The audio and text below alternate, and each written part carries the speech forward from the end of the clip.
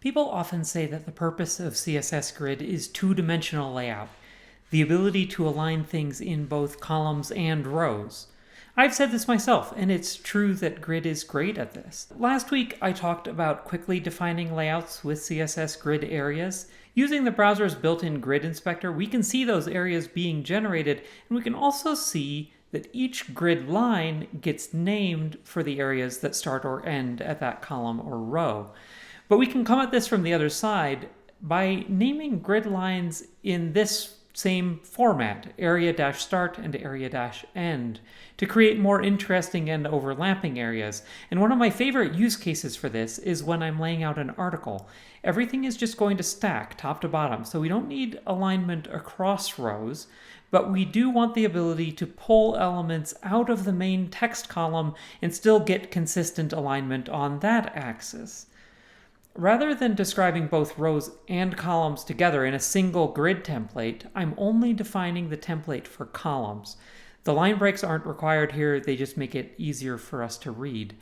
I'm setting the size on each column, using a variety of approaches that we'll cover in the workshop, but I'm also naming the lines between each column. The center line isn't the edge of an area, but all of the rest are.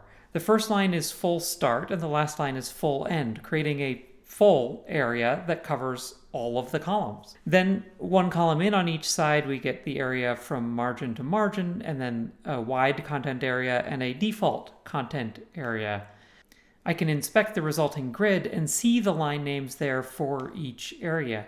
By default, I want everything to sit in those center columns, so I set grid column content on everything directly inside my grid. I'm using the modern nesting syntax here, but we wouldn't have to. Then I can override the default column with more targeted selectors when I want to break something out of that simple alignment. And I can do that by naming the area that I want, or starting in one area and ending with another, or I can name the lines that I want more explicitly. I love having these meaningful names that I can use to quickly move items around and choose the alignment that I want.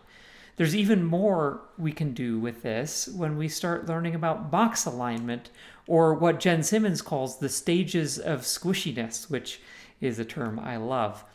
We'll cover all of that and more in the Cascading Layouts workshop. It's all going to be online over the course of 3 days. If you've ever struggled with CSS layout, or you just want to improve your understanding of the latest features, we'll help you get the most out of modern CSS with resilient and maintainable code that doesn't rely on third-party tools. The early bird discount ends soon, but we also have options for freelancers, so reach out if that's something you need. I'm really looking forward to it, and I hope that I'll see you there.